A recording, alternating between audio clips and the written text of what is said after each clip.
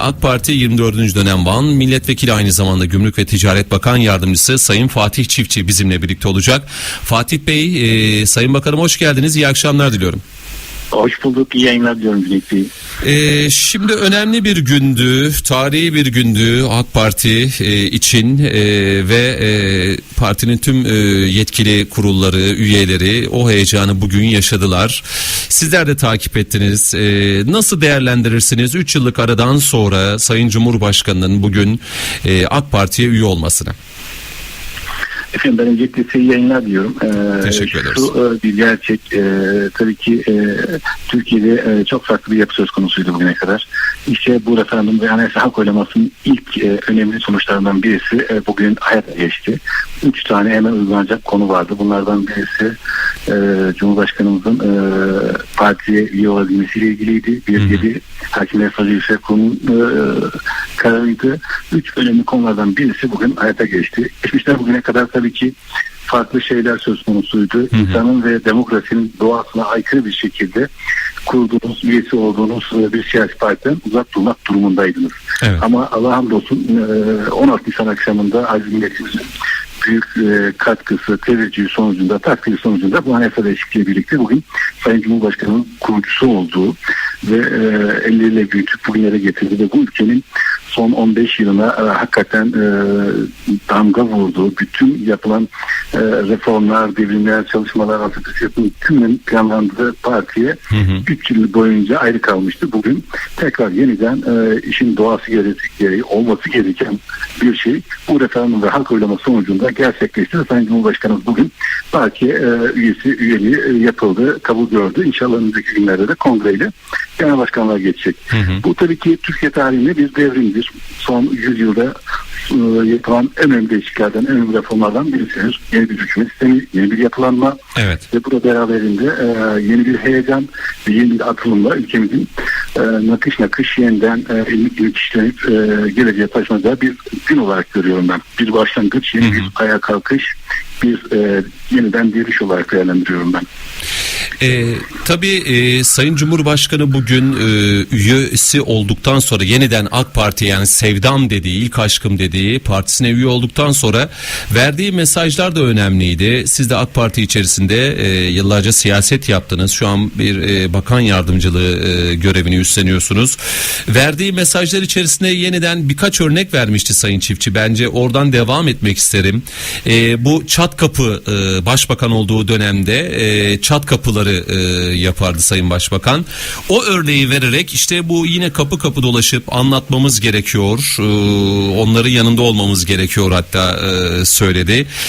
Bu bir ikinci Erdoğan dönemi mi olacak? Çünkü efsane geri dönüyor etiketi de Twitter'da çok yazıldı, çizildi bunun üzerinden. Ne dersiniz? Sayın Cumhurbaşkanı'nın verdiği ilk mesajlardan neler çıkarılabilir?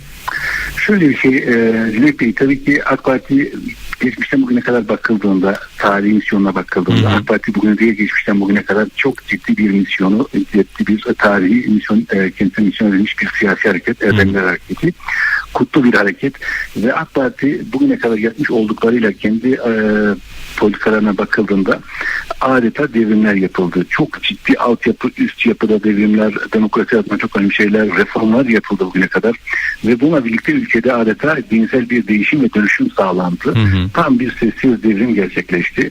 Tabii bununla beraber bunu AK kadrolar, yani Cumhurbaşkanımızın liderliğinde bugüne kadar getirdi. Farklı bir siyaset anlayışı getirdi. Bugüne kadar devletin egemen olduğu, devletin efendi olduğu bir yapıdan milletin, halkın efendi olduğu bir yapıya geçişi sağladı AK Parti bu süre içerisinde. Bu da tabii ki Cumhurbaşkanımızın liderliğinde ve yapmış olduğu politikalarla. AK Parti şunu yaptı Sayın Cumhurbaşkanım. İlk günden itibaren toplumun temel sorunlarının tümünü tespit edip bir önce parti programlarından hükümet programlarına koyup daha sonra da uygulamaya geçen bir siyasi hareketti. Ve halkın ne istediğini, halkın nasıl davranması gerektiğini çok iyi okuyabilen bir siyasi hareket.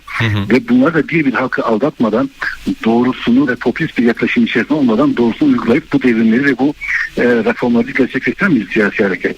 Tabii ki son 3 yıl içerisinde de önemli şeyler yapıldı. Ancak nihayetinde dilek işin içinde olunmadığı için Sayın Cumhurbaşkanımızın o bilgisi, bilgisi, birikimi, tecrübesi ve her toplumun her kesimini çok iyi tanıması ve okuması çok çok önemliydi.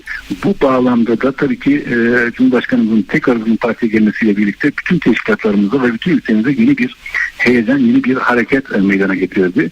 Buradaki en önemli şeylerden birisi siz de ifade ettiniz. Yeniden bir ikinci Erdoğan dönemi ve yeniden ülkemizde yeni bir umut, yeni bir aşk ve yeni bir heyecanla ilk günkü aşkla yoluna devam edecek. Buradaki mesajlar çok çok önemli tabii ki. Kapı kapı gezilip evet, çat kapı yapacağız dedi. Durmadan durmayacağız ve çat kapı yapacağız dedi Sayın Cumhurbaşkanı bugün. Bununla toplumun ve teşkilatların tamamına şu mesaj veriliyordu. Yeniden o heyecanla, o istekle, o arzuyla çat kapı yapıp bütün şehirleri, bütün toplumu tarayacağız. Sorun ve sıkıntılarına kendilerimize sorun ve sıkıntı yapacağız. Ve AK Parti'yi ve ülkemizi geleceğe taşıyacağız. Bu çok çok önemliydi. Burada tabii ki bütün herkes Sayın Cumhurbaşkanımızı çok iyi gördü ülkemiz ve insanlar için bir hem güven hem gurur hem de umuttur Sayın Cumhurbaşkanımızın bir şekilde siyasette olması.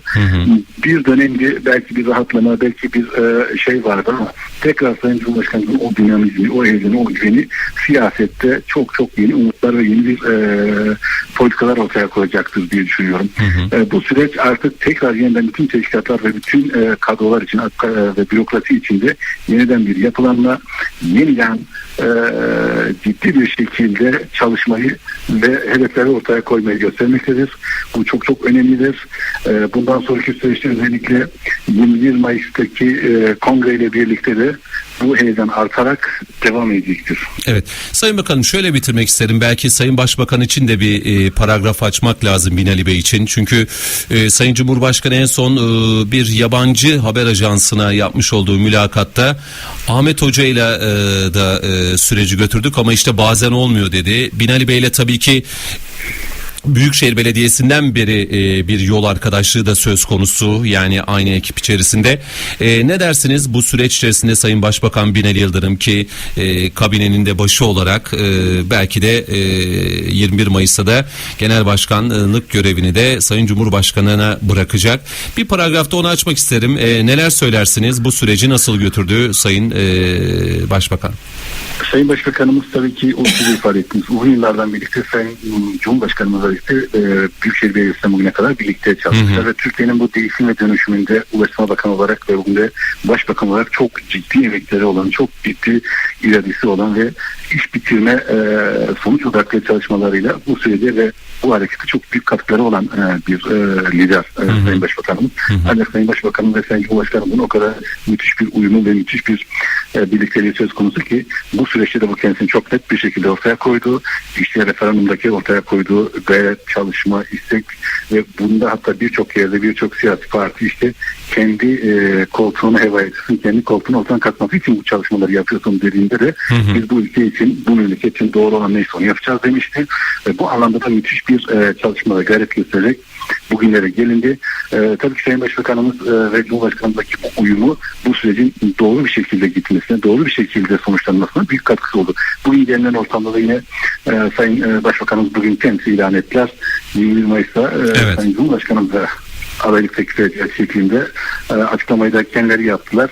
Bu da bu uyumun, bu birlikteliğin ne kadar doğru olduğunu, Sayın Başbakan'ın bu ülke içinde çok çok önemli bir değer olduğunu ve her zaman için bu kutu davanın içerisinde bütün AK Parti teşkilatlarında ve bütün toplumun gönlünde hep o güzel yerini koruyacağını ve bu dava içerisinde ve bu çalışmalara büyük emek verdiğinin ve katkı vereceğinin de göstergesiydi.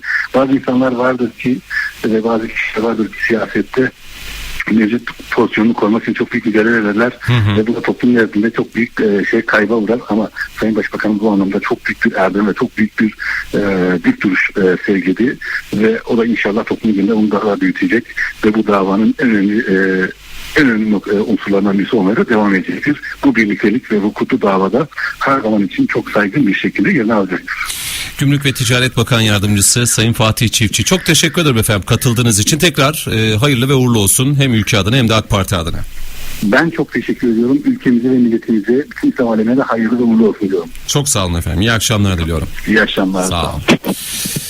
Evet, AK Parti 24. dönem milletvekili ve şu anda Gümrük ve Ticaret Bakan Yardımcısı Fatih Çiftçi ile AK Parti'deki bu değişimi konuştuk. Cumhurbaşkanı Erdoğan'ın yeniden AK Parti'ye üye olmasını değerlendirdi. Kendisine teşekkür edelim.